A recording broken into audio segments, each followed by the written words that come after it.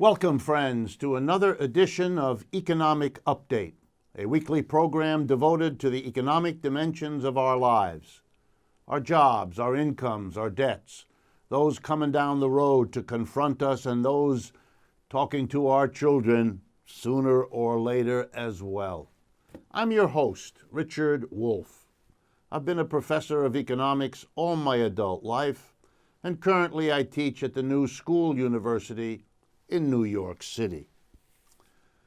Well, before jumping into the economic updates for this last week, let's take stock.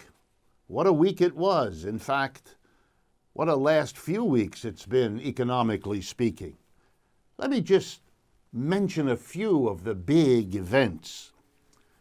Donald Trump, President of the United States, suffered the second major defeat of a major initiative since he's become president. The first one was his attempt to ban Muslims from a variety of countries from coming in to the United States. Two separate courts in the United States have struck that down, and so he was defeated twice. Now he proposed with the Republican Party a repeal of Obamacare, the Affordable Care Act. And in the run-up to a climactic vote in the House of Representatives, basically, he was defeated again when a significant number of Republicans, conservative Republicans, indicated they would join with Democrats in voting against such a repeal, and so it was never allowed even to get to that point, defeat number two. For a president elected with such promises and with many, many hopeful signs on that part of the political spectrum, these defeats are having major effects. The first one was a sharp downturn in the stock market as investors began to wonder whether bidding up stocks since Mr. Trump's election may have been a big mistake if he can't get through all the glittering promises that made stock investors feel as though it was their time indeed in this world. So that shook the world economy, but it was only one of many. Let me give you a few of the others.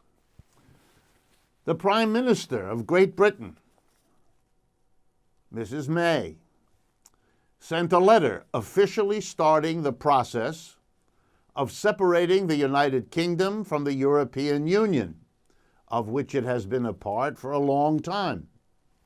This is a major change in the world capitalist system.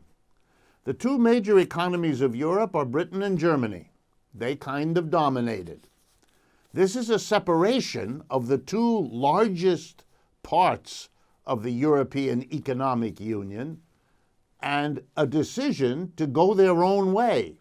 They're now going to negotiate for a couple of years in what promises to be bitter, protracted, with people now observing, wondering whether they'll even reach an agreement and how much of the division will cost the economies both of Great Britain and of the rest of the European continent. It also means that one of the three great capitalist centers of the world, North America, Western Europe, and the Far East, are now going to be reduced to North America and the Far East because the disunion in Europe looks to be pretty severe and terminal. And that further reduces to a global economy that has two poles, the United States at one end and the People's Republic of China at the other. And that will take a long time to play itself out, but is a major change in how the world economy looks and where it's going. But I'm still not done. In France, something is playing itself out, and France, after Germany, is the second most important economy on continental Europe. A drama is playing out that will come to a head in the next few weeks with elections there for the presidency. And here we see again an extreme sort of shakeup of the world economy. The two leading candidates are an extreme right-wing person, Marine Le Pen, who favors an end to France's participation in the European Union, who is an admirer of Donald Trump, who also, and this is very important, is a ferocious anti-immigration candidate who wants to expel from parts of Europe many of the immigrants that have fueled Europe's economic rise over the last few decades, etc. On the other hand, is an ex-socialist. He's come more to the middle. His name is Macron, but he was part of the Socialist Party, the right wing, if you like, of the Socialist Party. And the Socialist Party, let's remember, was the second major party in France, which currently governs and sits in the presidential palace. So what's going on? Well, French politics is disintegrating. The leading right-wing candidate, Mr. Fillon, was caught with his hand in the cookie jar, generously giving money, state money, of course, to his wife and children. He got caught. He's in the press all the time. He's done as a politician. So the official right wing, the conventional right wing, the establishment right wing has nobody. If that sounds familiar in terms of the American election, good, and I'm getting my point across. Mrs. Le Pen is not considered likely to win, but she's a strong candidate, and she's a bit of a Trump-type phenomena. On the other hand, you have, well, roughly something like Mrs. Clinton, a Democrat here. Well, in France, that would mean a socialist, a right-wing socialist, very moderate, like Mrs. Clinton, a centrist Democrat. And over on the far left, you actually have two candidates, unfortunately for them, splitting the left-wing vote. Otherwise, they would be a major player here, the old left wing of the Socialist Party, and an anti-capitalist party that's an important player in French politics. So you see, the middle is falling apart. The conventional rules of politics and economics don't work. And I think something is going on that is worthy of my attention and of yours. The world capitalist system is in deep trouble. We have not recovered from the crash of 2008. All complaints or claims to that point, I believe, are mistaken, and I'll say more about that as we go on in this program. But at this point, I think the evidence is mounting in the realm of politics, that it's not politics as usual because it's not capitalism as usual. Capitalism, at least in North America, Western Europe, Japan, and places like that, has never recovered from the shock of having another great crash after the horrible one in the 1930s, another one now since 2008. The mass of people have not recovered, which is why they are voting in ways they haven't for a long time, producing a Trump, a Le Pen, a Brexit, and on and on and on. We're going to be watching this a great deal, but at this point, I wanted really to underscore that something major is shaking politics. Last little detail. Recent polls have asked the American people, who among the major politicians of our time do you most admire? The answer has been Bernie Sanders. Far and away. Tells you something about American society, that a man who calls himself a socialist, who does not run from that label, is the most popular political candidate on the horizon. It is contrasted with the declining popularity of Mr. Trump that has no historical precedent either. All right, well, before jumping into the regular short economic updates that we usually focus on in the first half, I wanted to remind you of something we are very proud of here at Democracy at Work, the organization that produces this program. We've recently been partnered with Free Speech TV, which brings this program in a televised form all over the United States to millions of households. We're very proud of that, and for those of you that might be interested, you can see this program in a television form Sunday evening, 7 o'clock Eastern Time, with the appropriate adjustments for Central Mountain and Pacific Time. And we're just so proud that Free Speech TV was interested enough in what we do to enable us to reach more of you through a televised format. And finally, for those of you who like this program, who appreciate the economic updates we provide, but would like to take a further step, to become involved with others who share your perspective to make the very changes that this program shows us we need, please let us know of your interest. Groups are forming that are committed to the kinds of change we talk about, particularly having to do with worker co-ops, and if such a thing interests you, let us know. And the easiest way to do that is to get in touch with us through our two websites, democracyatwork.info. That's all one word, democracyatwork.info.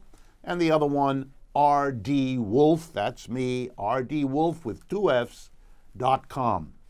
Both of those websites are available to you 24/7, no charge whatsoever, and they allow you to communicate with us if you're interested in such groups, or indeed to communicate anything you would like to do or have us do, to follow us by a click on Facebook, Twitter, and Instagram, and in general to take advantage of all that we put on those websites. All right, all preliminaries taken care of. Let's jump in to the updates. Again, I want to stress these are signs of changing times. So let's begin with a bizarre letter sent by a number of the wealthiest people on this planet who reside in the state of New York to the current governor of New York, Andrew Cuomo. Some of these people include George Soros, a multi-billionaire, Stephen Rockefeller, of a family whose name needs no further comment, and Abigail Disney, yes, of that Disney family. They wrote a letter together with a whole bunch of other people asking the governor of New York to please raise their taxes by a lot. It might raise as much as $2 billion by taxing top income earners, people earning over $650,000 a year, just them. So let's be clear. The richest, some of them, are asking Governor Cuomo to tax them more heavily than he currently does, and that the legislature of New York likewise doesn't tax them. Wow. What's their argument? Their argument is that education, highways and bridges, indeed everything that the state does for people is in trouble, is being cut, is not being adequately maintained. They are fearful that the society that ultimately they too depend on is falling apart. And since they are billionaires and earn wild amounts of money, a tax on them will not hurt or impinge their lifestyles, not in the slightest, but could help maintain a society that they too depend on.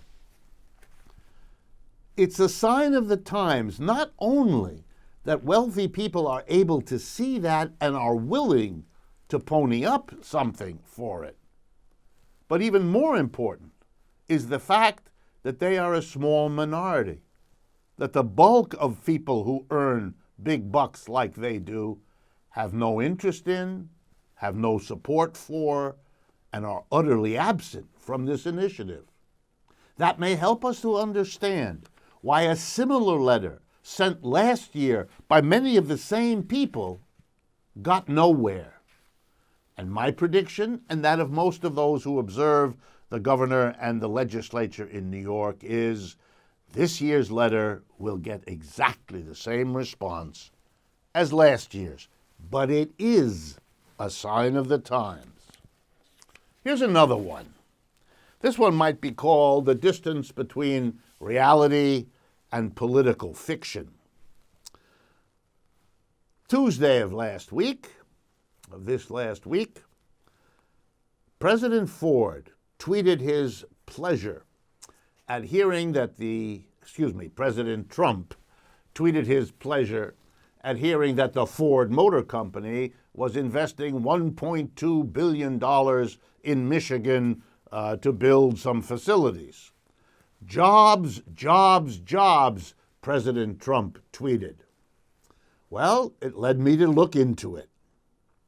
What was Ford doing and how many jobs were we actually talking about here? 1.2 billion is a lot of money, could be a lot of jobs. Well, I won't bore you with the details, but here is what the Ford Motor Company said would be the result of the 1.2 billion it's investing in Michigan. And I'm going to quote you because this is so clear and so important that I want to get the words right. This investment will either, here we go, retain or create 130 jobs. Yes, you heard me right. Retain means keeping a job you already have there. Create is when you have a new job. This 1.2 billion will retain or create 130 jobs. That's the reality. The rest is political hype. And that has been the same story of everything else. Mr. Trump does not have the power or is unwilling to try to use the power he has to really force matters in terms of jobs. So he has retreated more and more to manufacturing out of nothing the jobs that his administration promised, but can't, in fact, compel the corporations to deliver. Okay, here's another example of a shift in America. A week or two ago, the city of Seattle in Washington, the City Council of Seattle, voted unanimously to create a 15-member board, which will begin meeting this summer to talk about pushing laws that will help renters in Seattle. Yes, a renters commission, which will not have on it homeowners, it will not have on it landlords. That's right. It's an attempt to give some official clout to renters, a part of our economy that is huge. In many cities, more than half the people who live there are renters. In virtually all cities, renters are a very significant part of the population. But typically, their voices are barely heard by the mayor, by the city council, by the politicians. And the reasons for that are not hard to find. Renters are the lowest income. If you have more income, you tend to buy your own home. And if you're really well off, you can buy a home that you rent to others. That makes you a landlord. Those folks, the homeowners, have ways of getting together and putting pressure on City Hall. The landlords are even better at that. They have the most money, they pool that money, they create lobbyists and pressure groups, they pay for advertising. In short, the laws all over the United States favor landlords and secondarily homeowners at the expense of renters. Of course, occasionally renters can mobilize, but it takes a lot of work by people who have full-time jobs and very little extra money, which is why, even when they're successful, it doesn't last, given the overwhelming preponderance of wealthy pressure coming from homeowners and from landlords. So they've taken an interesting tack in Seattle.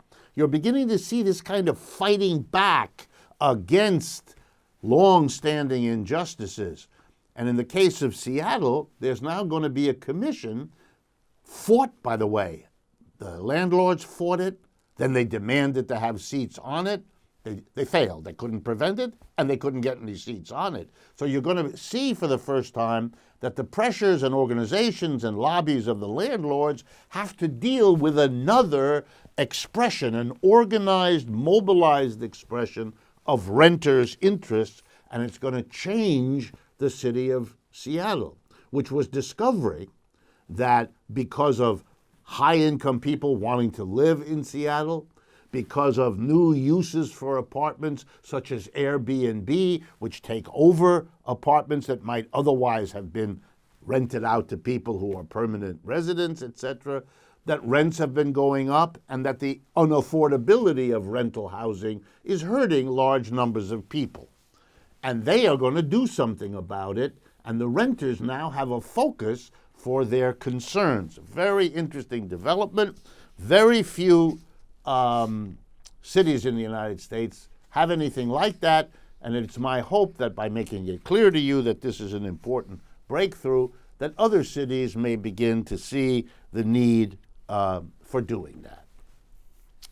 Next item. The Secretary, and I won't make much comment because none is really necessary. The new Secretary of Education in the United States, Mrs. DeVos, has made a new ruling, and I want you all to know, and particularly those of you who may be students or those of you who may be parents, friends, and so forth of students. Under her new rule, designed, as she said, to help make America great again, she now will allow what the Obama administration had disallowed. She will allow a penalty to be assessed on students who default on their college loans. This penalty in the past could not be assessed if the student found a way to make up the payment within 2 months of defaulting. Mrs. DeVos has decided not to allow 2 months. In other words, to enable the lender, the bank or the lender who provides money for a student loan, to assess a penalty equal up to 16% of the outstanding loan on a student who defaults, even if that student can make the payment within 2 months of defaulting. No 2-month allowance.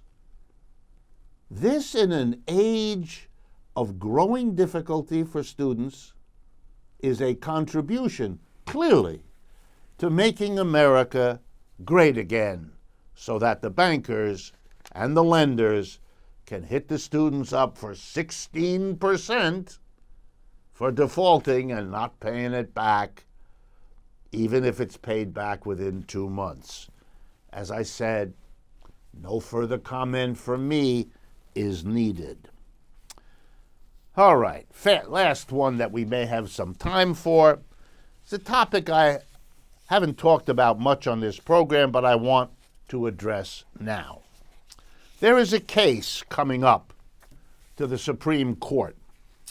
It's called Villarreal versus R.J. Reynolds Tobacco Company. Villarreal is the name of a person who worked for, his name is Richard Villarreal, who worked for many years for the R.J. Reynolds Tobacco Company. He applied for a job, a better job, sales job online, and was refused. He applied actually several times and was refused, according to the news reports.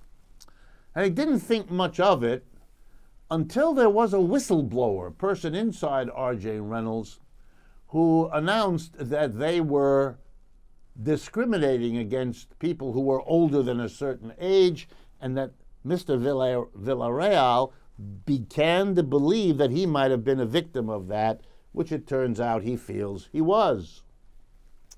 It is illegal in the United States to practice age discrimination. It has been for decades. You are not allowed by law to deny a person an opportunity or a job on grounds of his or her age. You can decide it on grounds of their capability, their competence, their performance, but not their age. No age discrimination. But here clearly was an example in the minds of Richard Villarreal, and so he went to court. And it's going all the way to the Supreme Court. The defense of R.J. Reynolds is remarkable. Their defense is that he didn't pursue the denial of a job from his online application, so he didn't really suffer, he didn't really care about this until someone announced that R.J. Reynolds was doing something they shouldn't do. I'm no lawyer, but sounds like a strange defense that doesn't get at the issue. And their other defense was that this law should only apply to people already working. And it turns out, when I checked my statistics and my information, that Mr. Villarreal wasn't already working. He was just applying for a sales position with R.J. Reynolds. And since he was only applying, but not yet already working, well then, apparently R.J. Reynolds thinks age discrimination is okay. This is worrisome because it deals with the letter of the details, not with the spirit of the law. They are discriminating on the grounds of age. How many Americans are discriminated against when there isn't a whistleblower and no one catches them? We will not know. Very last item, and then I have to stop for the short updates of this time. Latest information from Bloomberg is that we're coming on to a crisis of subprime loans. But this time it isn't subprime loans to homeowners. That's what crashed the economy in 2008. No, the latest statistics indicate that we are now heading right into a subprime auto loan crisis. Turns out the boom in automobiles in recent years was overwhelmingly fueled by loans, and an increasing portion of loans to people with bad credit histories who are not able to pay. To give you an example of what is going on, these people are now unable to maintain their payments. Their cars are being taken away from them. The impact on their lives is catastrophic. The market in selling off used cars is collapsing. It is making people who depend on selling used cars, for example, the Hertz Rent-A-Car Corporation, has its stock in the floor because it depends on selling those rental cars into a market now where they can't get the prices they expected. The damage is beginning to mount, and it does leave you with the sense very little was learned by our great banking community in the last crash, and they're busy gearing up for the next one. We've come to the end of the first half of this program. This is Richard Wolff. This is Economic Update. Stay with us. We'll be right back.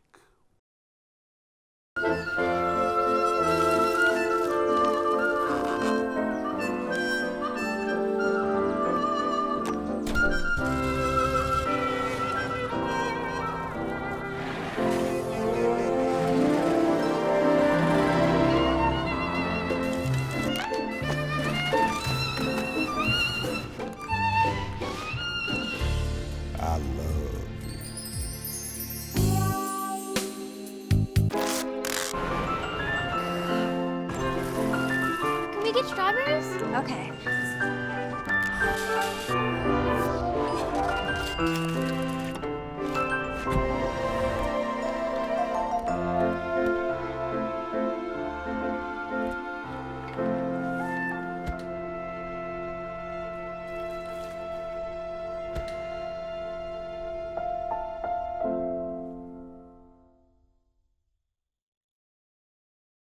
Welcome back, friends, to the second half of Economic Update for this week. Once again, I'm your host, Richard Wolff.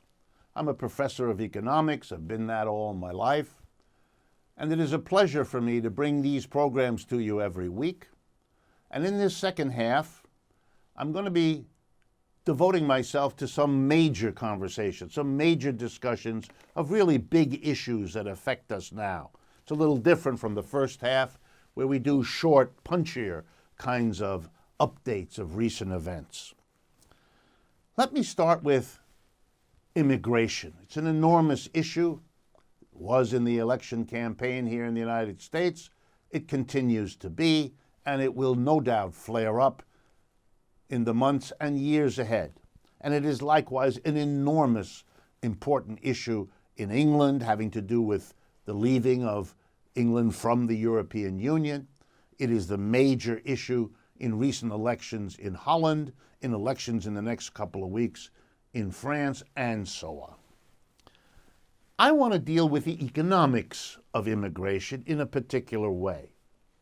Opponents of immigration have argued that immigrants draw on the public services, say here in the United States, of all kinds, without making a contribution to pay for them. In other words, they are beneficiaries of public services of all kinds, but do not help to pay for them, and therefore are a burden on the rest of the population.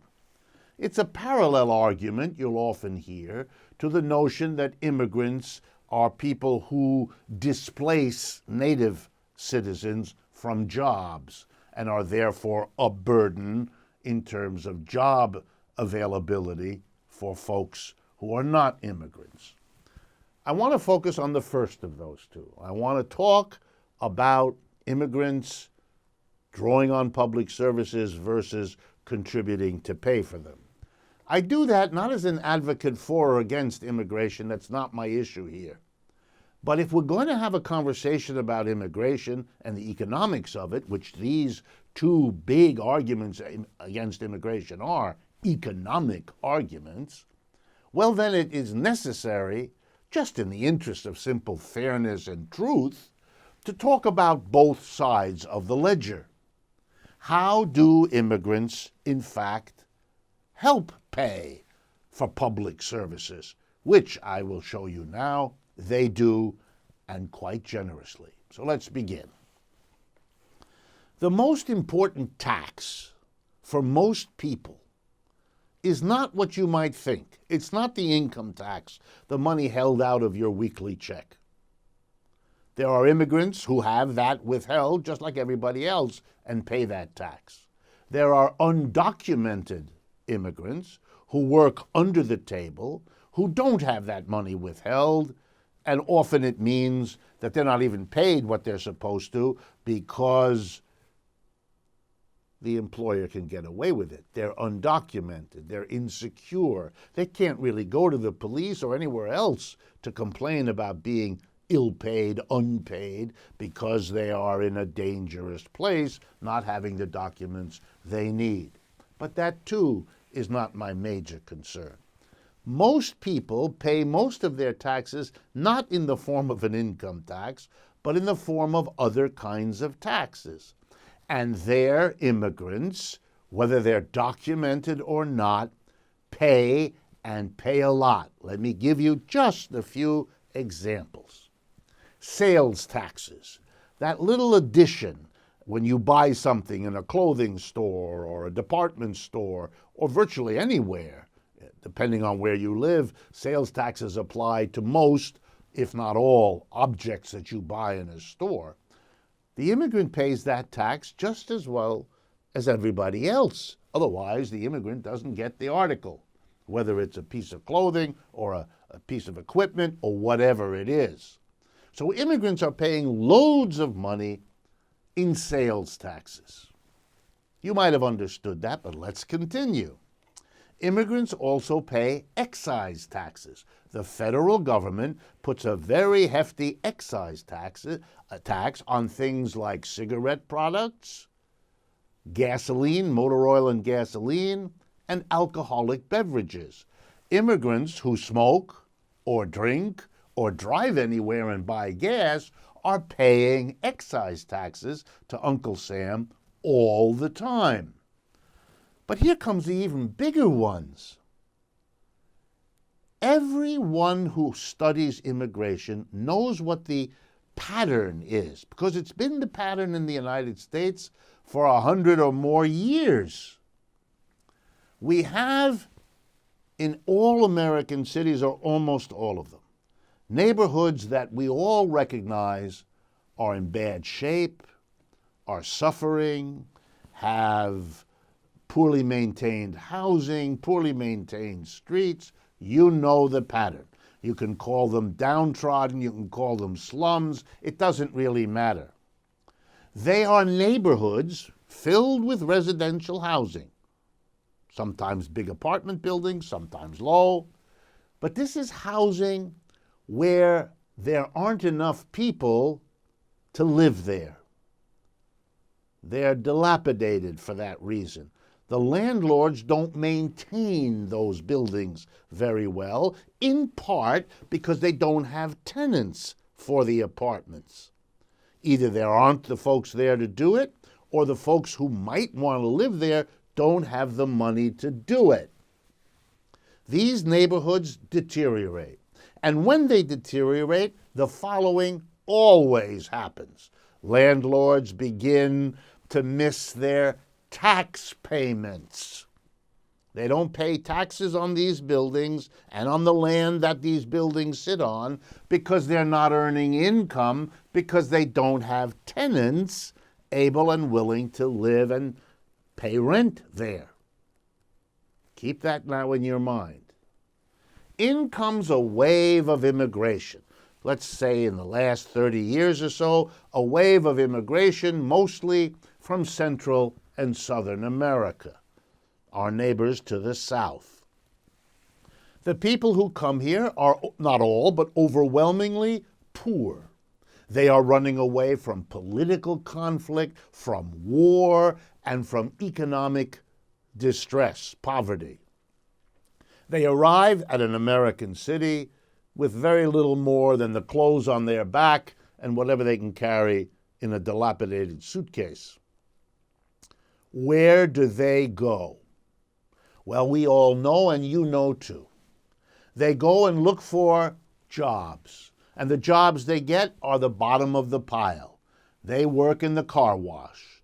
They work at the back of the restaurant. They work in the hospital doing the most menial work. They do the work in the fields, picking the crop. You all know, just like I do, just like all Americans do.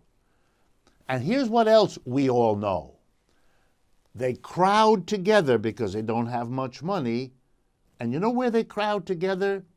In the poorest, most run-down areas of the city, where the rents are the lowest because the houses have been neglected and the landlords haven't kept them up.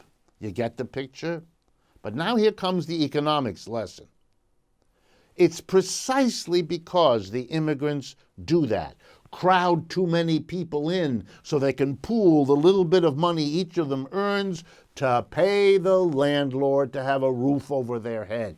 And it's because immigrants come and fill those dilapidated buildings in that poor part of town that the landlords begin to have the rental income that enables them to pay taxes.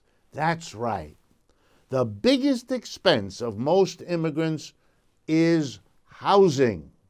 And a big portion of the money they pay for housing is simply enabling the landlord to whom they pay that money to pay his taxes. A landlord will tell you, the rents I charge are needed by me to cover the cost of the housing that includes the taxes I have to pay. Well, then let's give credit where credit is due. The occupation of sometimes huge portions of cities by immigrants paying rent enables those landlords to pay their taxes. And if the city doesn't get that money from those landlords who get it from those immigrants, then the city can't maintain the public schools, the city can't maintain the roads, the public parks, help at the hospital. You get the picture. We all benefit who live in American cities from the enormous contribution made by large populations of immigrants in maintaining rental income and thereby the tax portion of rental income. The next time you think about expelling immigrants, try to think about this problem. Here's where you might have thought about it in the last 3 years. Over the last few years, the Obama administration deported many such immigrants, millions of them. They therefore lost their apartments. They stopped paying rent because they weren't in the country anymore. Landlords now suffered emptying out buildings. They couldn't collect rents from immigrants that the Obama administration had deported. And so those landlords stopped paying their taxes. Many of them abandoned the buildings, which then deteriorated in ways they would not have otherwise, destroying those neighborhoods, becoming fire hazards, you name it. We all suffered because of the economic consequences of expelling immigrants. If you want to weigh the costs and benefits of immigration, the very least you have to do, if you're honestly engaged in the subject, is weigh the costs, and there are costs, against the benefits, and there are plenty of those. Otherwise, you're not having a conversation, and you're not fairly assessing a situation. What you're doing is making immigrants a scapegoat for other social problems, which is what my opinion is, what we see going on. We have an economy that isn't working well for the majority of American people. And rather than have us as a nation face that fact, talk about an economic system that makes billionaires out of the few, even the few that want to pay more taxes are not allowed to do it, that damages the middle and really hurts the mass of the poor. But instead of talking about a system that works like that, which is what we should be doing, we scapegoat immigrants, as if kicking out another 2 or 3 million is going to make a big difference. Kicking out the last 2 or 3 million wrecked their lives. It did not solve the economic problems of the United States, nor will doing more of it have any better effect. And one of the reasons is all of the economic costs we pay if we don't have these waves of immigration that has sustained the United States for most of its history. We reverse all of that. There is a heavy economic price to pay, whatever the gains, in fewer people using public services. There are losses in having fewer people contribute the sales taxes, the excise taxes, the rental payments that pay the property taxes that landlords have. These are things that have to be faced if you're serious about the issue. Next, we talk often on this program, and I'm going to do it again, about worker co-ops as an alternative to the typical capitalist corporation.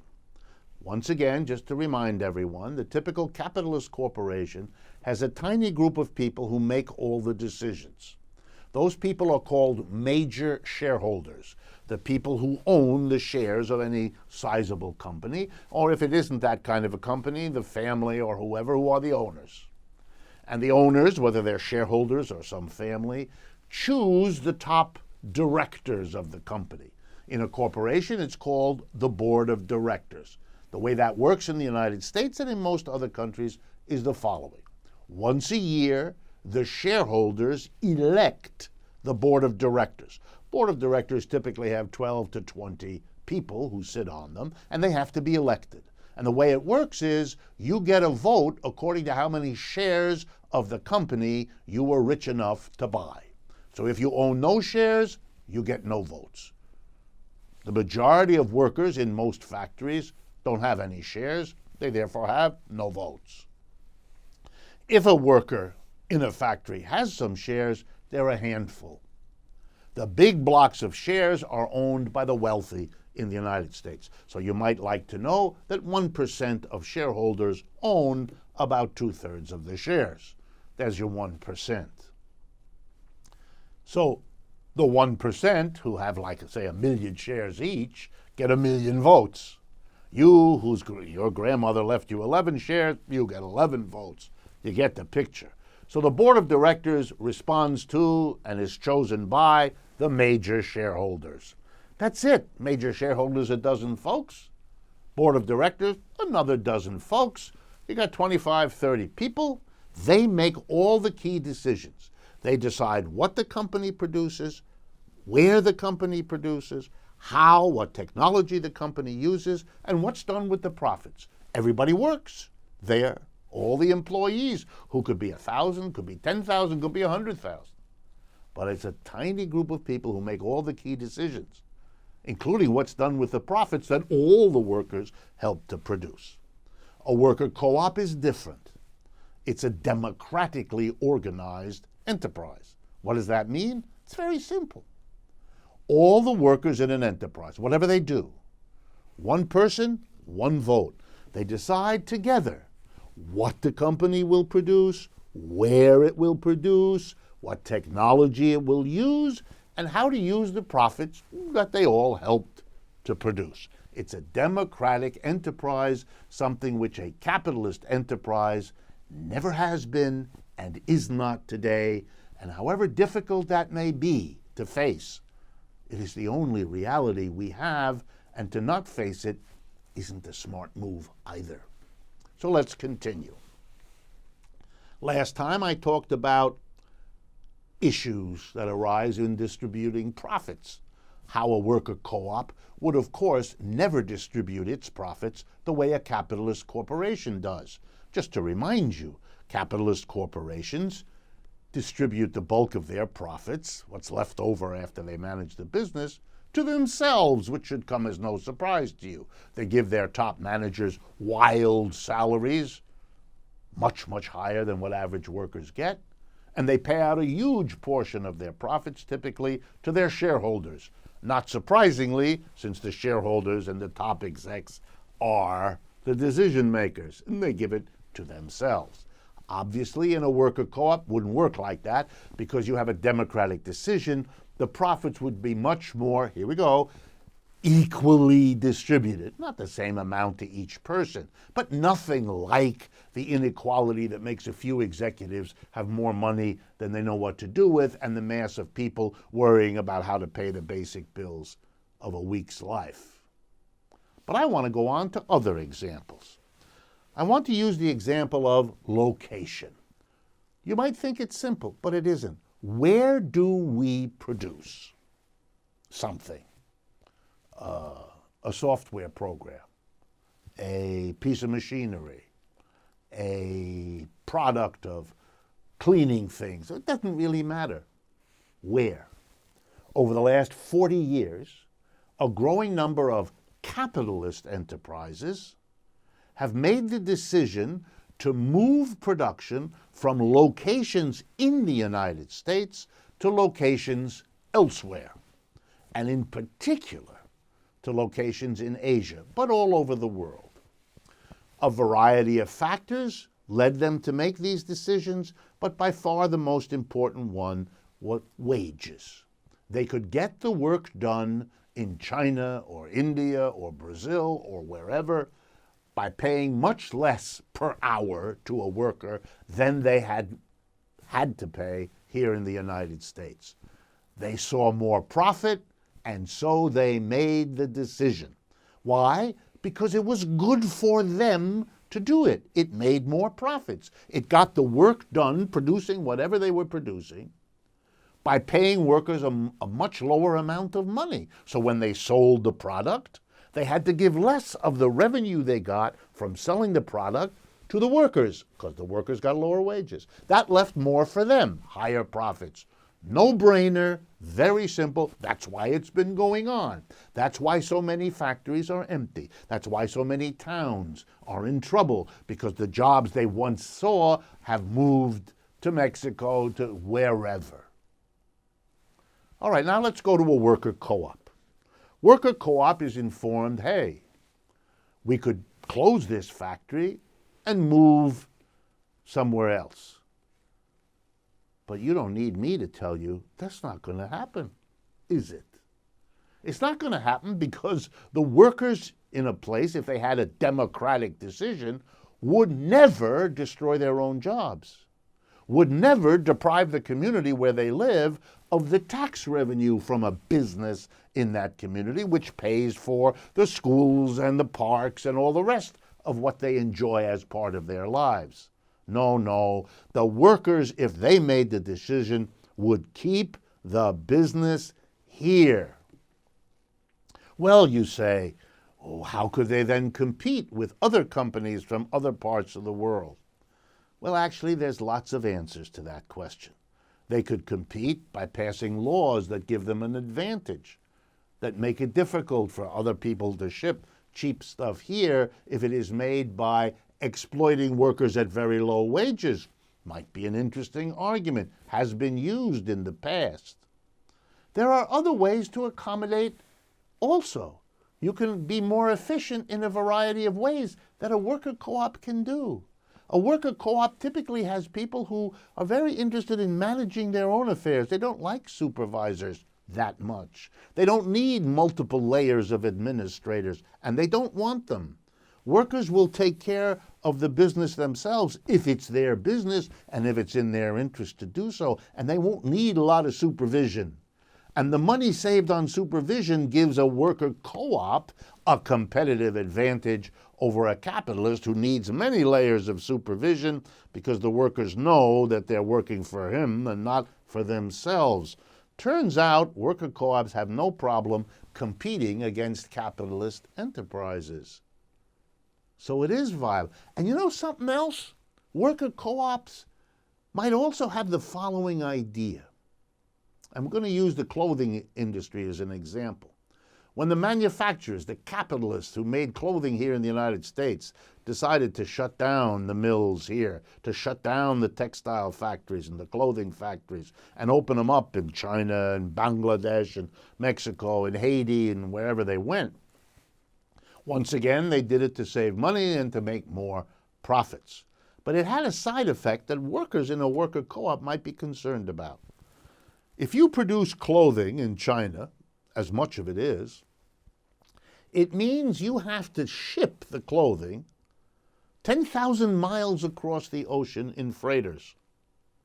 Those freighters pollute the ocean and they pollute the air. The pollution is not a problem for the capitalists because no one charges them for that. They make their profits because their wages are so low in those parts of the world they can pay the freight to ship the stuff back. But we, the people, the mass of people organized in worker co-ops, we live with the polluted ocean that can't sustain the fish population. We live with the polluted air and all that it does to our climate.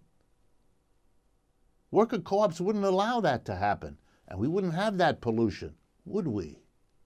Well, you put it all together, it turns out that if worker co-ops had made the decision in the last 40 years, we wouldn't be looking at the decimated landscape that we have.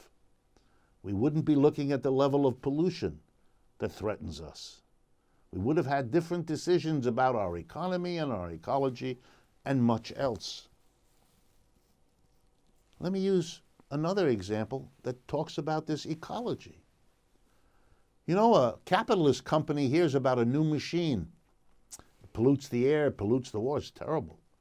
But the executives of the company say it increases our profits. What do we care that it destroys the environment? It's not our problem. We have to make more money because otherwise we won't succeed. That's what we're paid for. We're the executives. We make the decisions. Besides which, we live in a gated community 40 miles from the factory. We don't have to breathe that air there. We don't have to worry about the water. We have filtered water in our bathrooms. So they make the decision to use a bad technology. And they say to their workers, you know, you're free to leave. You don't like to breathe this air. Go someplace else. It's not my problem.